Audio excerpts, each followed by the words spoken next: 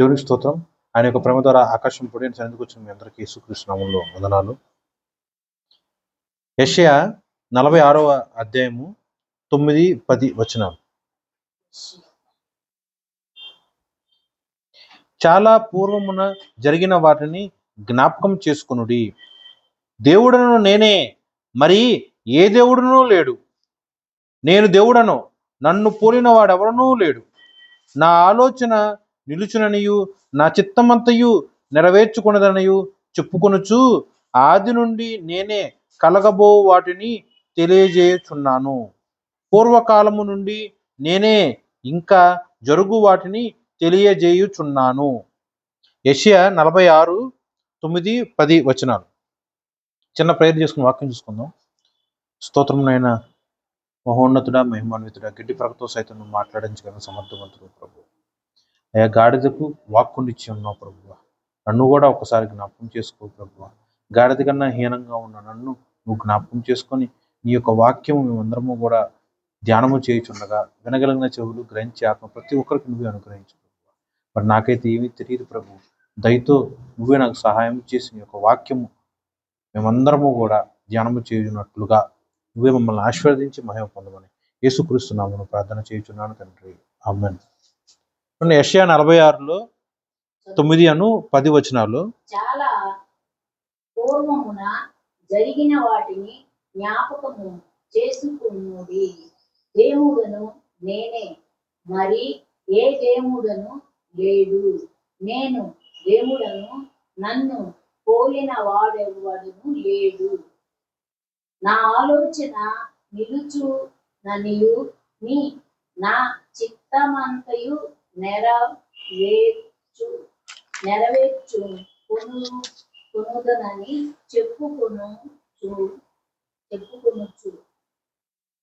అది చాలా. చూడండి, ఈ యొక్క వాక్యంలో దేవుడు తన గురించి తను ఎలా చెప్పుకుంటున్నారంటే, యెహోవాకు మన దేవుడు మన తండ్రి తన గురించి తను ఎలా మాట్లాడుతున్నాడంటే, దేవుడు ఒక్కడే, ఆ ఒక్కడు కూడా యెహోవాయే. యెహోవాను పోలిన దేవుడు మరి ఎవరునూ లేరు. దేవుడను నేనే, మరి ఏ దేవుడునూ లేడు. దేవుడు యెహోవాయే, నేను దేవుడను. అలాగే దేవుడితో ఉన్న పోలికకి ఇంకెవ్వరూ కూడా అలాంటి పోలిక లేనే లేదు.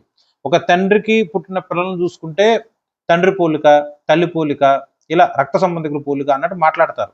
కానీ ఇక్కడ యెహోవాకు ఉన్న డిస్క్రిప్షన్ ఈ యొక్క వాక్యం ప్రకారం ఎలా ఉందంటే, ఆయన ఒక్కడే దేవుడు, దేవుడను నేనే అని చాలా పిన్ పాయింట్గా మెన్షన్ చేసి ఉంది. ద సేమ్ థింగ్, ఆయనను పోలిన వాడు ఎవడో లేడు. ఓకే, అసలంటూ రెండో వాడుగా, అంటే రెండో దేవుడుగా, మూడో దేవుడుగా, కోటాను కోట్ల దేవుళ్ళుగా, దేవతలుగా ప్రపంచంలో ఎక్కడా లేనే లేదు. బైబిల్ ప్రకారము యెహోవా ఒక్కడే దేవుడు. యెహోవా ఒక్కడే దేవుడు, ఆయన పోలినవాడు ఎవడనూ లేడు. ఈ వాక్యము సాక్షాత్తు యెహోవా తన గురించి తను మాట్లాడుతున్నారు. యెషయా ప్రవక్త ద్వారా మాట్లాడుతున్నారు. దేవుడను నేనే, మరి ఏ దేవుడునూ లేడు. నేను దేవుడను, నన్ను పోలిన వాడు ఎవడనూ లేడు. అలాగే ఒక ఆలోచన గురించి మాట్లాడుతున్నారు. ఇప్పుడు మనం ఉన్నాము, ప్రస్తుత కాలం వరకు మనకు తెలుసు. భవిష్యత్ కాలం గురించి మనకేమైనా తెలుస్తుందా? రాబో కాలం గురించి మనకేమైనా తెలుస్తుందా? రాబో యుగముల గురించి మనకేమైనా తెలుస్తుందా? కానీ దేవుడికి సమస్తము తెలుసు. ఆయన దృష్టికి మరుగైనది ఏదీనూ లేదు.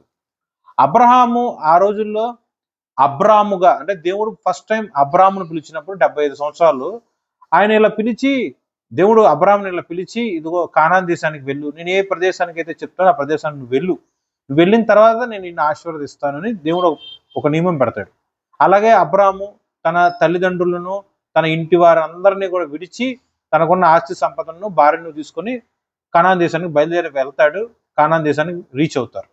రీచ్ అయిన తర్వాత అక్కడ మీరు వాక్యాన్ని ఒకసారి పరిశీలన చేసినట్లయితే అక్కడే రాసి ఉంటుంది వాక్యం, నీ సంతానంలో ఉన్నవాళ్ళు ఇలా ఐగుప్తు దేశానికి వెళ్తారు. అక్కడ సుమారు 400 సంవత్సరాల కన్నా ఎక్కువ అక్కడ ఉండి దాసీలుగా ఉండి ఎంతో ఘోరమైన వెట్టి చాకిరీ అంతా చేస్తారు. తర్వాత ఆ 400 సంవత్సరాల కాలం నిండిన తర్వాత నేను యెహోవాకు నేను ఇలా అబ్రహామును, ఇస్సాకు, యాకోబులకు చేసిన వాగ్దానములు జ్ఞాపకం చేసుకొని మరలా నీ సంతానాన్ని ఈజిప్ట్ దేశం నుంచి కానాన్ దేశానికి నేను తీసుకొస్తాను అని అబ్రహాం కాలంలో చెప్తాడు యెహోవా. ఇది మీకు తెలిసిందే. కానీ మీరు ఒకసారి ఆలోచన చేయండి. అబ్రహాముకి అప్పుడు సుమారు 75 వయసు. కానాన్ దేశానికి వెళ్తానికి కొద్ది నెలలో, కొద్ది సంవత్సరాలు మొత్తానికి పట్టింది. అంటే 400 సంవత్సరాల తర్వాత జరిగే కార్యం కూడా దేవుడు ఆ రోజు అబ్రహాంతో మాట్లాడేశాడు. అవునా? అంటే ఆయన ప్రస్తుతానికి మాత్రమే దేవుడు కాదు, రేపటి యుగానికి దేవుడు కాదు, ఇప్పుడు జరుగుతున్న యుగానికి దేవుడు అలా కానే కాదు. ఆయనకి మరుగు అనేది ఏదీ లేదు. ప్రస్తుత కాలం ఆయనకు తెలుసు, భవిష్యత్ ఆయనకు తెలుసు, గతించినది ఆయన ఏది కూడా మర్చిపోయేవాడు కానే కాదు. కానీ ఇక్కడ వాక్యంలో మనం గ్రహించాల్సింది ఏంటంటే, దేవుడు ఎందుకు ఉద్దేశపూర్వకంగా వాళ్ళని అక్కడ పంపిస్తాడు అంటారు? అలాగే దేవుడు ఎందుకు ఉద్దేశపూర్వకంగా ఆయన వెనక్కి తీసుకొస్తారంటారు ఇజ్రాయెల్ ప్రజల్ని? అలా ఆలోచించాలి. ఓకేనా? దేవుడికి మరుగు అనేది ఏదీనూ లేదు. ప్రతి ఆలోచన ఆయనకు తెలుసు, ప్రతి తలంపు ఆయనకు తెలుసు. ఓకే, అసలు మెయిన్ థింగ్ ఈ యొక్క వాక్యము జ్ఞాపకం చేసుకోవడానికి ముఖ్యమైన కారణం ఏంటంటే, మీకు కొన్ని వాక్యాలు చెప్తాను, మీరు చాలాసార్లు వినే ఉంటారు. యెహోవాకు మన దేవుడు పశ్చాత్తాప పడడు, ఆయన పశ్చాత్తాప పడుటకు నరుడు కానే కాదు అని వాక్యం ఉంది. విన్నారా లేదా వాక్యం? విన్నారు కదా? అలాగే 1వ సమూయేలులో 15వ అధ్యాయంలో స్పష్టంగా రాసి ఉంటుంది, యెహోవా సౌలును బట్టి పశ్చాత్తాప పడ్డాడు అని రాసి ఉంటుంది. ఎందుకు? ఇందాక ఒక చూడండి, అదే 1వ సమూయేలు తీయండి. 1వ సమూయేలు ఒకటే ఒక అధ్యాయంలో 2 రకాల కాంట్రడిక్షన్స్ ఉంటాయి. ఎలా అంటే 1వ సమూయేలు 15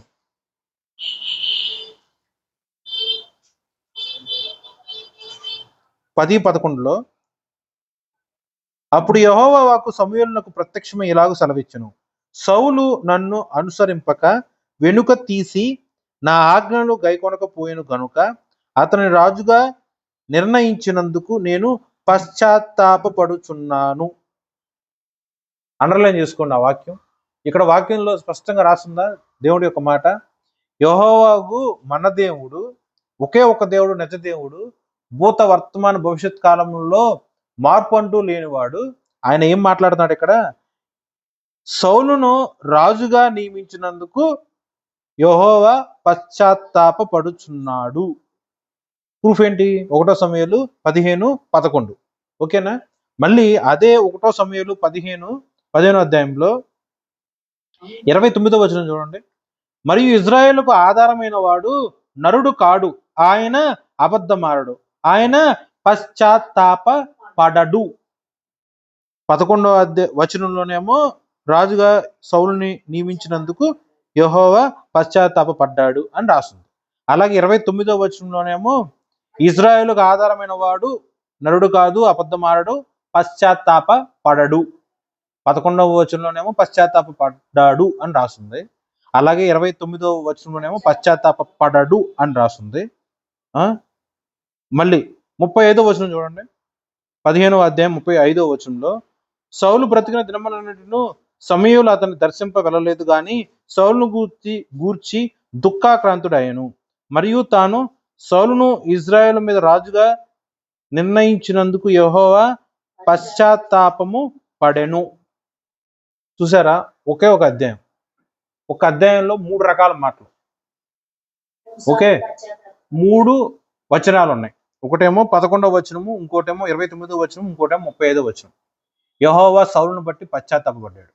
మళ్ళీ యెహోవా ఇజ్రాయేలు దేవుడుగా ఉన్న యెహోవా నరుడు కాదు, పశ్చాత్తాపపడడు, అబద్ధమాడడు. మళ్ళీ యెహోవా సౌలును రాజుగా నియమించినందుకు పశ్చాత్తాపపడెను అని రాసు. అంటే ఏంటి అర్థం? ఒక వచనంలోనేమో యెహోవా పశ్చాత్తాప పడడు అని రాస్తుంది. అదే అధ్యాయంలో మరొక వచనంలోనేమో యెహోవా పశ్చాత్తాప పడ్డాడు అని రాస్తుంది. అంటే ఏంటి? యెహోవా ఏమన్నా మనిషి కాసేపు ఏమో పశ్చాత్తాప పడటానికి, మళ్ళీ కాసేపు ఆగిన తర్వాత ఏమో పశ్చాత్తాప పడకుండా నార్మల్ పర్సన్గా ఉండటానికి ఆయన మనిషి అండి? కాదు కదా. కానీ వాక్యంలోని ఈ యొక్క లేఖనంలో స్పష్టంగా చెప్తున్నాయి కదా, పశ్చాత్తాప పడ్డాడు అని రాస్తుంది. అలాగే యెహోవా పశ్చాత్తాప పడడు అని కూడా రాస్తుంది. ఎలా అర్థం చేసుకోవాలి? ఈ యొక్క వాక్యం మీకు తెలియదని కాదు కదా. ఈ వాక్యం అంతకుముందు నేను కూడా చాలాసార్లు మాట్లాడి ఉన్నాం గడిచిన వారాల్లో.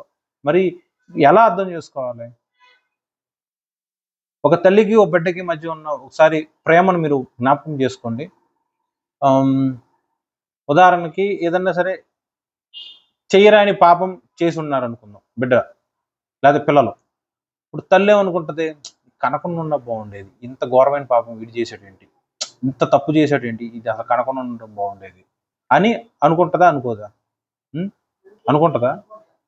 అలా అని చెప్పి నిజంగానే ఆవిడ ఆ అంతరంగంలో నుంచి వచ్చిన మాట అది, లేకపోతే ఆ పాపము చేసిన పాపము యొక్క తీవ్రతను బట్టి మాట్లాడిన మాట అనుకోవాలా? ఎలా అనుకోవాలి? మీరు ఎలా అనుకుంటారు? అంటే చేసిన పాపం యొక్క తీవ్రతను బట్టి కనకుండా ఉన్నా బాగుండేదేమోలే అని అనుకుంటారు. ఓకే, అంతే కదా. అంతకుమించి నిజంగానే 100కి 100% అసలు నిజంగా కనకుండా ఉంటే బాగుండేది అని అనుకున్నట్ట కాదు కదా. చేసిన పాపము యొక్క తీవ్రతను బట్టి అలా ఆ తల్లి మాట్లాడి ఉంటుంది. అవునా కదా? ఇంకోసారి ఇంకో రకంగా ఉదాహరణ చూసుకోండి. వెళ్తూ ఉన్నాం ప్రయాణమై అనుకోకుండా యాక్సిడెంట్ అయింది. ఏదో బాగా తీవ్రంగా దెబ్బలు తగిలినాయి. ఏమనుకుంటాం అప్పుడు? అది వెళ్ళకుండా ఉంటే బాగుండేదే, తగిలేదు కదా దెబ్బ, ఒక గంటగా ఒక 2 నిమిషాలు ఆగెళ్ళి ఉన్నా బాగుండేదేమో, అసలు అంటూ దెబ్బలు తగిలేవి కాదేమో అని అనుకుంటారు కదా. అంటే ఆ ప్రయాణం గురించి అలా మాట్లాడుకుంటారా, లేకపోతే తగిలిన దెబ్బల యొక్క తీవ్రతను బట్టి అలా మాట్లాడతారా? మరి దేవుడు కూడా ప్రస్తుత కాలంలో సౌలుని రాజుగా నియమించాడు. భవిష్యత్ కాలంలో సౌలు అమాలేకుల పక్షాన చేసే కార్యము దేవుడికి తెలియకుండా ఉంటుందా? అబ్రహాము యొక్క కాలంలో 400 సంవత్సరాల తర్వాత ఇజ్రాయెల్ ప్రజలు ఐగుప్తులకి దాసులుగా ఉంటారు, మళ్ళీ విడుదల స్వతంత్రము పొందుకొని తిరిగి కానాన్ దేశానికి వస్తారు అని చెప్పిన దేవుడికి ఈ సౌలు అమాలేకుల మీద యుద్ధం చేయమని పంపించింది యెహోవాయే.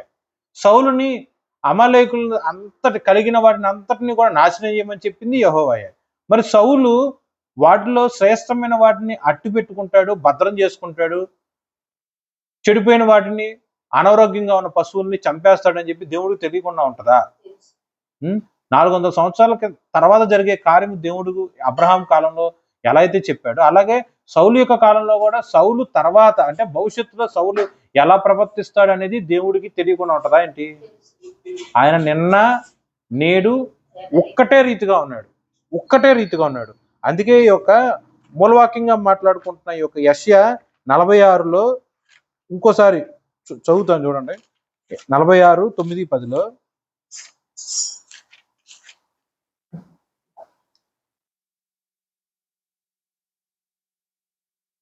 పదవచనంలో, ఆది నుండి నేనే కలగబోవు వాటిని తెలియజేయుచున్నాను. ఆది నుండి, ఓకే, ఆది అంటే ఏంటి? స్టార్టింగ్ నుంచి ఏదైనా సరే ఆ కార్యము ప్రారంభ దశలో నుంచి అయినా సరే, ఆ మనిషి యొక్క ప్రారంభ దశలోనైనా సరే, ఆ క్రియ యొక్క ప్రారంభ దశలో అయినా సరే, ఆది నుండి నేనే కలగబోవు వాటిని తెలియజేయుచున్నాను. పూర్వకాలము నుండి నేనే ఇంకా జరుగు వాటిని తెలియజేయుచున్నాను. ఏదైనా సరే మనిషి యొక్క ఆయుష్కాలంలో ఆ మనిషి యొక్క మొదటి రోజు దగ్గర నుంచి ఆ మనిషి యొక్క చిట్ట చివరి రోజు వరకు కూడా దేవుడికి సమస్తము తెలుసు. సౌలు గురించి తెలుసు, నా గురించి తెలుసు, మనందరి గురించి తెలుసు. అలాగే ప్రతి ఒక్క కార్యము ఆది నుండి అంతం వరకు సమస్తము ఆయనకు తెలుసు. ఆయన పేరే ఆల్ఫా ఒమేగా, ఆదియు ఆయనే, అంతము ఆయనే. కానీ ఇక్కడ సౌలు చేసిన ఆ యొక్క కార్యమును బట్టి, ఎలా అయితే ఒక బిడ్డ చేసిన పాపమును బట్టి ఆ బిడ్డను కన్న తల్లిదండ్రులు ఎలా అయితే బాధపడతారో, దుఃఖపడతారో, అలాగే దేవుడు ప్రతి మనిషిని ఏకరీతిగానే ప్రేమిస్తాడు. సౌలుని ఏదో హీనంగా చూసి దావీదుని ఏదో అత్యధికంగా ప్రేమించేంత పక్షపాతము దేవుడికి ఎంత మాత్రం లేనే లేదు. సౌలు పాపమును చేశాడు, దావీదు కూడా పాపం చేశాడు.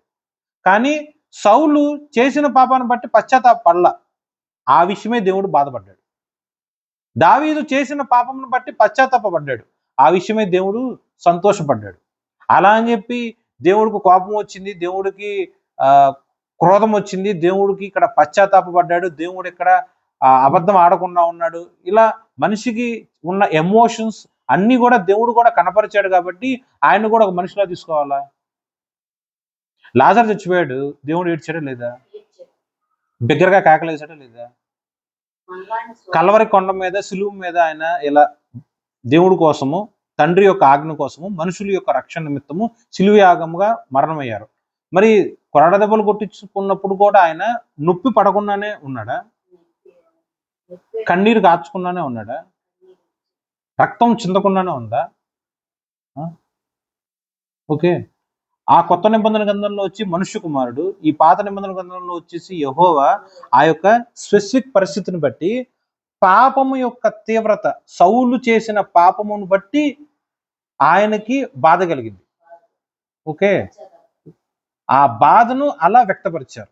అంతేగాని దేవుడు ఇక్కడ పశ్చాత్తాపడ్డాడు అంటానికి అస్సలంటూ సౌలుని కనకుండా ఉంటే బాగుండు అని అనుకునే వాడు కాడే కాదు. దావీదుకి ఎన్ని సంవత్సరాల పాటు దేవుడు ట్రైనింగ్ ఇచ్చి ఒక గొర్రెల కాపరి మహాచక్రవర్తిగా చేశాడు, అలాగే దేవుడు సౌలుకి ఒకటి కాదు రెండు కాదు ఎన్నో సంవత్సరాల పాటు అవకాశాలు ఇస్తూనే ఉన్నాడు. కానీ సౌలే ప్రతి ఒక్క అవకాశాన్ని దుర్వినియోగం చేసుకుంటాం, ఉపయోగించుకోకుండా దేవుడికి ఇంకా హేయుడిగానే బ్రతికాడు. ఎన్ని అవకాశాలు ఇచ్చినా, ఎన్ని మారులు దేవుడు దర్శించి మాట్లాడినా సరే సౌలు తన యొక్క పాపం మీద ఉన్న బుద్ధిని మార్చుకోవాల, పాపాన్ని విడిచి దేవుడి దగ్గర రాల. అందువలన దేవుడు సౌలును బట్టి ఒక రకంగా బాధపడ్డాడు. కొత్త నిబంధన గ్రంథంలో మాట్లాడాలంటే ఆత్మను మనం చల్లార్చితే, ఆత్మను దుఃఖపడితే దేవుడు బాధపడతాడని వాక్యం ఉందా లేదా? అలాంటి అర్థమే వస్తుంది. సౌలు చేసిన పాపం యొక్క తీవ్రతను బట్టి మహాపరిశుద్ధుడిగా, అతి పరిశుద్ధుడిగా ఉన్న యెహోవా ఆ యొక్క పాపమును బట్టి తను ఇలా పశ్చాత్తాపడ్డాడు. పాపం యొక్క తీవ్రతకి ఇలాంటి ఫీలింగ్ దేవుడికి వచ్చింది తప్ప ఆయన ఏంటి ఎమోషన్ కలిగి మనిషిలాగా కాసేపు సంతోషం కలిగి ఉంటాడు, కాసేపు దుఃఖం కలిగి ఉంటాడు, కాసేపు కోపం కలిగి ఉంటాడు, ఇలాంటి కాదండి అర్థం. ఓకేనా? ఒకే ఒక అధ్యాయంలో రెండు రకాలుగా పశ్చాత్తాపడ్డాడు, పశ్చాత్తాపడడు అని ఎందుకు రాస్తుందంటే మనిషి యొక్క తీవ్రత కలిగిన పాపమును బట్టి దేవుడు సూచించకుండా ఉంటే బాగుండేదేమో, కనకుండా ఉంటే బాగుండేమో ఈ మనిషిని. ఆ మాటలోని గూఢార్థం మనం గ్రహించాల్సింది తప్ప, అంటే హృదయ అంతరంగంలో నుంచి వచ్చిన ఆ యొక్క మాటను పరిశుద్ధాత్మ ప్రేరేపణ చొప్పున మాత్రమే గ్రహిస్తారు తప్ప డైరెక్ట్గా ఇలా వాక్యం టు వాక్యం చదువుకుంటా వెళ్తే కనుక ఇది ఖచ్చితంగా అర్థం కాదు. అర్థమైందండి మీకు? కన్ఫ్యూజ్ అవుతున్నారు. మళ్ళీ దేవుడు ఇదే పరిశుద్ధ గ్రంథంలో ఇంకొక మారు రాసి ఉంటుంది, ఆదికాండము 6వ అధ్యాయంలో రాసి ఉంటుంది. అసలంటే మనుషులు నేను ఎందుకు నిర్మించాను అంటాడు దేవుడు. అంటే ఏంటి అర్థం? దేవుడు మనుషులను ఎంతగానో ప్రేమించాడు. దేవుడు తన పోలిక చొప్పున మనుషుల్ని సృజించాడు. ఆదికాండము 1వ అధ్యాయం మనం చూసినట్లయితే దేవుడు సృజించిన ఆ యొక్క మనుషులు మంచిగా ఉన్నట్లుగా దేవుడు వాళ్ళందరినీ కూడా నియమించాడు. కానీ దేవుడు ఎక్కడా కూడా ఆటోమేషన్ లాగా, ఒక రోబోటిక్ లైఫ్ లాగా, ఒక నువ్వు ఎలా ప్రవర్తించమాకు అని చెప్పాడు వాక్యం ఇచ్చి, ఆజ్ఞ ఇచ్చి. అంతకు మించి నువ్వు ఇలాగే ప్రవర్తించు అని చెప్పి దేవుడు ఎక్కడా కూడా మనిషిని రోబోలాగా చేయలే. మనిషికి స్వతంత్రం ఇచ్చేశాడు దేవుడు. దేవుడు సృష్టించిన సృష్టి యావత్తులో ప్రతిదానికి లేని స్వతంత్రము కేవలం మనిషికి మాత్రమే ఉన్నది. ఆ స్వతంత్రాన్ని మనిషి ఉపయోగించుకోకుండా పాపము చేస్తూ దేవుడికి దూరంగా వెళ్ళిపోయాడు. దానికి ఉదాహరణ ఏంటంటే ఆదికాండము 6వ అధ్యాయం.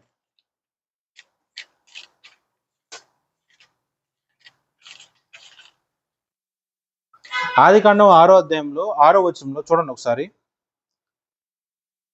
తాను భూమి మీద నరులను చేసినందుకు యెహోవా సంతాప నుండి తన హృదయములో నొచ్చుకొనెను. చాలండి. చూడండి, చాలా ఇష్టపడి వస్తువు కొనుక్కున్నారు. ఏదో పొరపాటున, అంటే గాజు వస్తువు, పింగాణి వస్తువు కొనుక్కున్నాం. పొరపాటున చేయి జారి, ఉద్దేశపూర్వకంగా కాదండి, పొరపాటున చేయి జారి కింద పడింది. కొనుక్కోకుండా బాగుండేది, ఇలా పగిలిపోయి నన్ను బాధ పెట్టేది కాదేమో ఈ వస్తువు. కొన్ని పగిలిపోయింది. ఆ పగిలిపోయిన దాన్ని బట్టి, పడిపోయిన దాన్ని బట్టి బాధపడతావు లేదా? అల్లారు ముద్దుగా పెంచుకున్నావు. ఆ యొక్క పిల్లలు నీ యొక్క మాట వినకుండా పాపిష్టులుగానే బతుకుతున్నారు. అప్పుడు కూడా నువ్వు హృదయంలో సంతోషపడతావా ఏంది? బాధపడతావా? ఏడుస్తావా? సంతాపపడతావా లేదా? వాళ్ళు నచ్చిన వాళ్ళు బతుకుతున్నారులే, ఆ చెడు మార్గం అని నీకు తెలుసు, వాళ్ళకి తెలుసు. కానీ వాళ్ళకున్న బలహీనతలు బట్టి, అంటే నీ పిల్లలకున్న బలహీనతలు బట్టి వాళ్ళు చెడు మార్గంలోనే నడుస్తున్నారు. దాన్ని బట్టి నువ్వేమన్నా పండగ చేసుకునేటట్టు సంతోషపడతావా ఏంటా? కాదు కదా. దుఃఖపడతావు కదా, సంతాపపడతావు కదా. అలాంటి తల్లిదండ్రులకి, అలాగే వాళ్ళకి పుట్టిన బిడ్డల మధ్య ఉన్న ప్రేమను మనకి అర్థమవునట్లుగా దేవుడి యొక్క వాక్యంలో ఆదికాండము 6:6లో రాసున్నది. దేవుడు ఎంతగానో ప్రేమించాడు ఈ యొక్క సృష్టిని, అలాగే నరులను. సృష్టి యావత్తులో ఉన్న దేన్ని కూడా, అంటే దేవుడు సృష్టించిన వాటిలో ఏది కూడా దేవుడి యొక్క పోలికలో లేదు, ఒక మనుషులు తప్ప. దేనికి కూడా దేవుడు నియమం పెట్టాడు, ఒక మనిషికి మాత్రమే నియమం పెట్టల. ఓకే, అంటే ఇలాగే ఉండు అని ఆజ్ఞ అయితే ఇచ్చాడు తప్ప, ఖచ్చితంగా దేవుడు సముద్రానికి ఒక పొలిమేర గీసినట్టు, ప్రతి సృష్టికి ఒక పొలిమేర పెట్టినట్టు దేవుడు నరుడికి మాత్రం పెట్టలేదు. ఫ్రీ విల్ ఇచ్చాడు, అంటే స్వతంత్రం ఇచ్చేశాడు.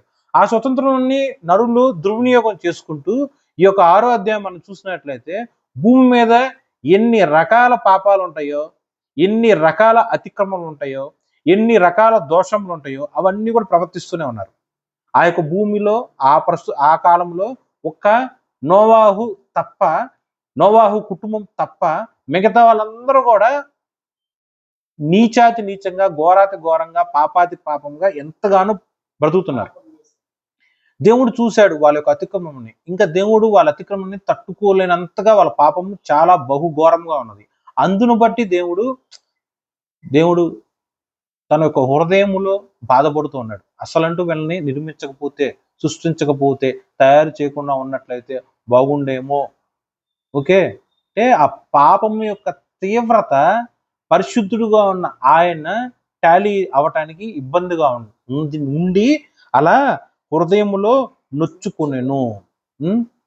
ఇప్పుడు మీరు ఆలోచన చేయండి, మరి నరులందరినీ ఇలా సృజించినందుకు దేవుడు తన హృదయం నందు నొచ్చుకున్నాడు, పశ్చాత్తాపడ్డాడు. ద సేమ్ థింగ్ నోవాహును కూడా సృజించిన వాడు యెహోవాయే. నరులను బట్టి ఎలా అయితే నొచ్చుకుని సంతాపపడ్డాడో, నోవాహును బట్టి కూడా నొచ్చుకుని సంతాపపడాలి కదా. కానీ నోవాహును బట్టి దేవుడు ఎక్కడా కూడా నొచ్చుకోలేదు, సంతాపపడాల. కారణం ఏంటి? మిగతా నరులు అందరూ కూడా చేసిన పాపం యొక్క తీవ్రత. నోవాహు ఏమో దేవుడు పట్ల కృప పొందినవాడు కాబట్టి ఇద్దరి మధ్య అలా వ్యత్యాసం ఉంది. అర్థమైందండి మీకు? ఇక్కడ దేవుణ్ణి ఒక ఎమోషనల్ ఆస్పెక్ట్ కింద కాకుండా, ఒక తల్లిదండ్రుల యొక్క ప్రేమను ఆయన ఇలా వాక్యానురూపంగా మనకు వ్యక్తపరుస్తున్నారు. నీ పిల్లలు పాపం చేస్తే నువ్వు ఎంత బాధపడతావు? ఓకే, నీ పిల్లలు నీకు ముందే తెలిసింది అనుకుందాం, వాళ్ళు చనిపోయిన తర్వాత అగ్నిగుండం పాలవుతారని నీకు ముందే తెలిసింది అనుకుంటావు. అప్పుడు నువ్వు బాధపడతావా లేదా? మరి దేవుడికి బాధ ఏదా అండి? తన పోలికలో నిర్మించుకున్నాడంటే ఆయనకి ఎంత ప్రేమ ఉన్నట్టు. తన పోలికలో నిర్మించుకుంటాం మాత్రమే కాకుండా, ఆ నిర్మించుకున్న ఆ యొక్క మనుషుల కోసము తన రక్తాన్ని దారపోసేసాడు, తన ప్రాణాన్నే వెలపెట్టాడు. అంటే ఆయనకి ఇంకా ఎంత ప్రేమ ఉందో నువ్వు ఒకసారి ఆలోచించు. అంతగా ప్రేమించిన దేవుణ్ణి ఈ యొక్క మనుషులు, నాలాంటి మనుషులు పాపము చేస్తూ, దేవుడికి ఇష్టకరమైన పనులు ఏదీ చేయకుండా సిలువు దగ్గర నుంచి దూరంగా వెళ్ళిపోతా ఉంటే దేవుడికి మనసులో బాధ, దుఃఖం. మన ప్రవర్తన బట్టే దేవుడికి దుఃఖం.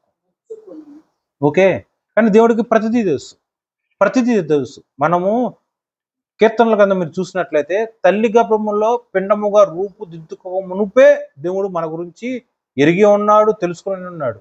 మన పెదవుల మీద నోటి మాట బయటికి రాక మునిపే దేవుడు ఎరిగి ఉన్నాడు. మన హృదయంలో, మన ఆలోచనలో ఒక మాట అనుకోక మునిపే దేవుడు ఎరిగి ఉన్నాడు. సో ప్రతిదీ ఆయనకి తెలుసు. ఆయన దేవుడు కాబట్టి ఆయనకి అన్నీ తెలుసు. కానీ ఆ సిచ్యువేషన్ అక్కడ ఉన్నప్పుడు మనం ఎలా ప్రవర్తిస్తాం అనేది దేవుడు అలా చూస్తూ ఉంటాడు. మంచిగా ప్రవర్తిస్తే బలా నమ్మకమైన దాసుడా అన్నట్టు దేవుడు సంతోషిస్తాడు. పాపం చేసినప్పుడు దేవుడు దుఃఖపడతాడు, కానీ మళ్ళీ అవకాశం ఇస్తాడు. ప్రేమ. ఓకే, మన యొక్క విశ్వాస భక్తిలో పద్దాగా మంచిగా వాక్యానుసారంగా ప్రవర్తిస్తూ, మంచిగా ప్రార్థన చేస్తూ ఉన్నప్పుడు దేవుడు నన్ను మెచ్చుకోవాలయా అన్న తృష్ణ నీకు ఉందా లేదా? అలాగే నువ్వు చెడుగా చేసినప్పుడు నీ పట్ల దేవుడు అలాగే దుఃఖపడతానే ఉంటాడుగా.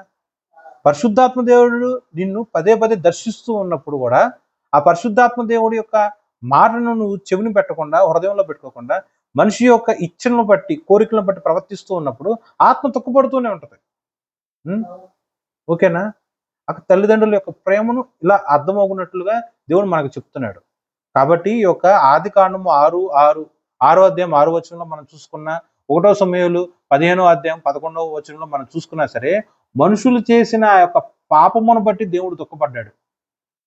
ఆ పాపం యొక్క తీవ్రత ఎలా ఉందంటే, దేవుడికి ఆ యొక్క బిడ్డల్ని బాగా దూరంగా తీసుకుపోతా ఉంది.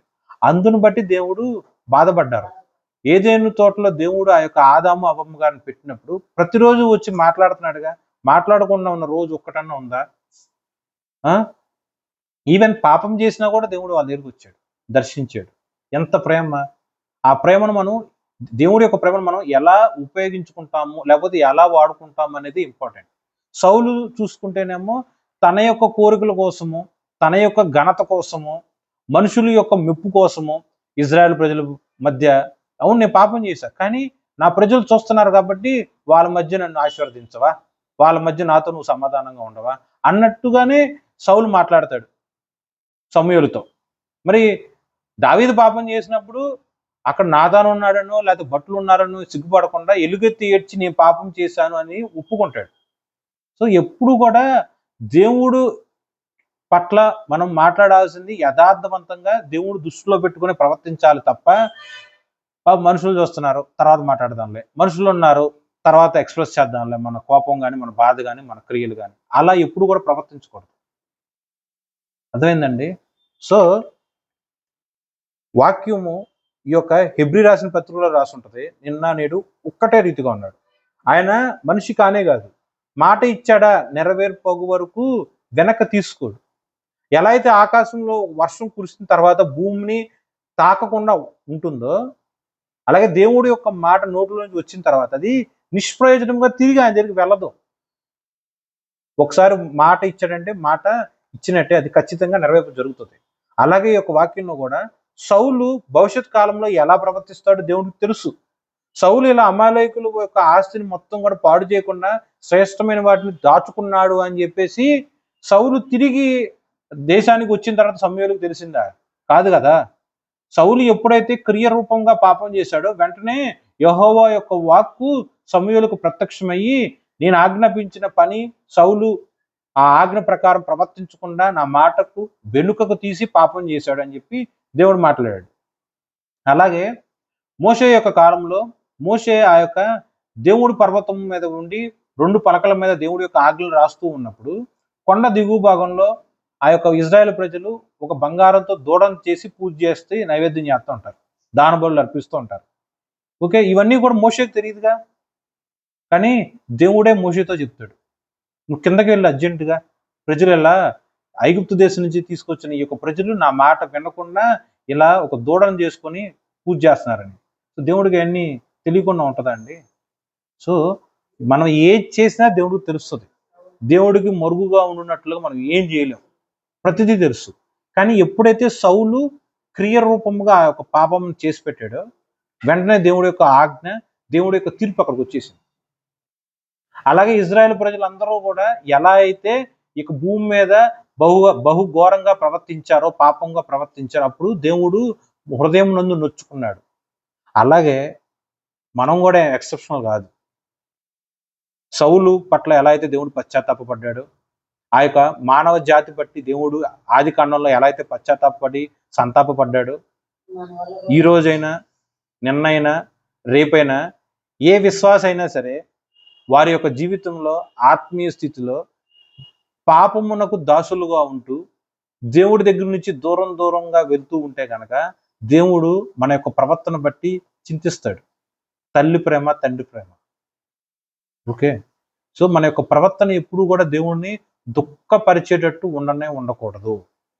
మన ప్రవర్తన ఎప్పుడు కూడా మనల్ని కన్నా, మన కోసం ప్రాణం పెట్టిన ఆ యొక్క దేవుడిని సంతోష పెట్టినట్లుగానే మన యొక్క ప్రవర్తన ఉండవలసినది. ఓకేనా? చూడండి, ఇంకో వాక్యం చూడండి, యోబు 21 అధ్యాయంలో 22 వచ్చింది. ఇది కూడా మీకు తెలిసిన వాక్యమే, కానీ చూడండి ఎలా ఉంటుందంటే 21లో 22, ఎవడైనను దేవునికి జ్ఞానము నేర్పునా. సౌలు, నువ్వేందయ్యా అమాలేకులందరినీ చంపకుండా దాచిపెట్టేవింది? ఆ రాజును చంపకుండా ఎందుకు విడిచిపెట్టావు? మరి నేను వింటున్న ఆ యొక్క పశు సంపద కానీ, ఆ ఆ యొక్క ఎడ్ల రంకెలు, గొర్రెలు శబ్దం ఇవన్నీ ఏంటయ్యా అని అంటే, ఆయన ఏమంటాడు? సౌలు ఏమంటాడు? నీ ప్రజలే వాళ్ళన్నిటిని అట్టిపెట్టుకున్నారయ్యా, నీ ప్రజలే వాళ్ళందరినీ దాచుకున్నారయ్యా, నేను మాత్రం దేవుడి యొక్క ఆజ్ఞ నెరవేర్చానయ్యా అని సౌలు అంటాడు. యోబు 21:22.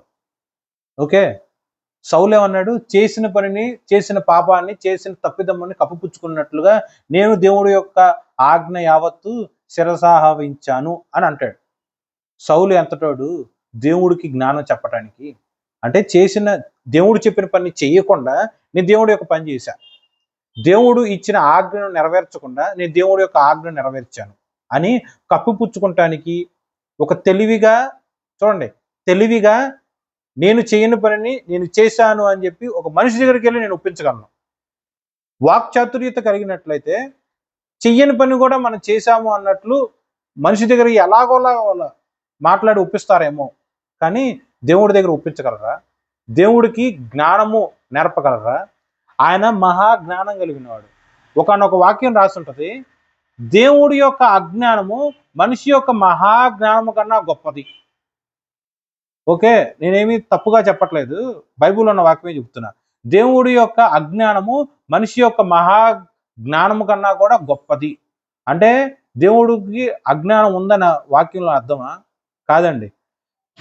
మనిషి యొక్క మహాజ్ఞానము దేవుడి యొక్క జ్ఞానం లేనితనంతో కంపేర్ చేసుకున్నా సరే అది అల్పమైనది, తుచ్చమైనది అని అర్థం. మహాజ్ఞాని అనుకుంటారు కదా, మనిషికి ఎంత గొప్ప జ్ఞానం ఉన్నా సరే, సైంటిస్ట్ వంటి జ్ఞానం ఉన్నా సరే, అది దేవుడి దగ్గర ఎందుకు పనికిరాదు. దేవుడికి ఎవడో కూడా ఆలోచన చెప్పేవాడు ఎవడో లేడు, దేవుడికి ఎవరికి కూడా సలహా ఇచ్చేవాడు ఎవడో లేడు. దేవుడి యొక్క చేయి పట్టుకుని నువ్వు ఈ పని చేయమాకు స్వామి, ఇంకో పని చేయి అని చెప్పేవాడు ఎవడో లేడు.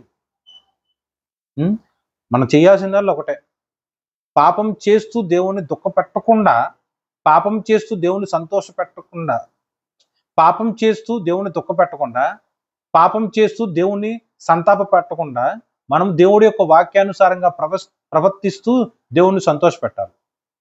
ఎలా అయితే దేవుడు తన యొక్క ప్రేమను రక్తము చిందించి మన కోసం వ్యక్తపరిచారో, అలాగే దేవుడికి నీ పట్ల చూపించిన ప్రేమను అలా మరణము యొక్క చూపించి నీకు వ్యక్తపరిచారు. అలా మనం కూడా మనకున్న దేవుడు ప్రేమని వాక్యానుసారంగా ప్రవర్తిస్తూ ఆ ప్రేమను వ్యక్తపరచాలి.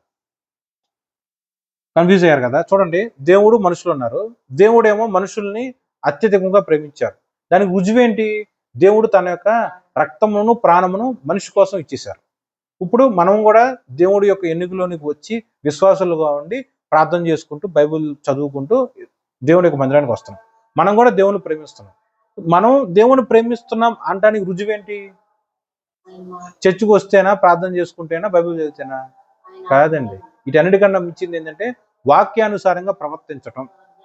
ఓకే, దేవుడి యొక్క ఆజ్ఞను, దేవుడి యొక్క మాటను శిరసావహించటమే మనకు దేవుడి పట్ల ఉన్న ప్రేమను వ్యక్తపరిచింది. సౌలు అలా చేయలేకపోయాడు, మానవ జాతి అలా చేయలే ఆదికాండం 6వ అధ్యాయం ప్రకారం. కానీ మనకు మాత్రం దేవుడు ఇంకా అవకాశాన్ని ఇచ్చాడు. అంటే ఆయుష్ ఇచ్చి ఉన్నాడు కాబట్టి మనకు ఉన్న ఈ యొక్క ఆయుష్ కాలంలో దేవుణ్ణి సంతోష పెడతానికి మాత్రమే మనము ప్రయత్నం చేయవలసి ఉన్నది తప్ప పాపం చేస్తూ దేవుణ్ణి సంతాప పెట్టకూడదు, దుఃఖము పెట్టకూడదు. ఈ వాక్యం దేవుడు మన హృదయాల్లో ఫలించి వృద్ధి చేయును గాక. ఆమెన్.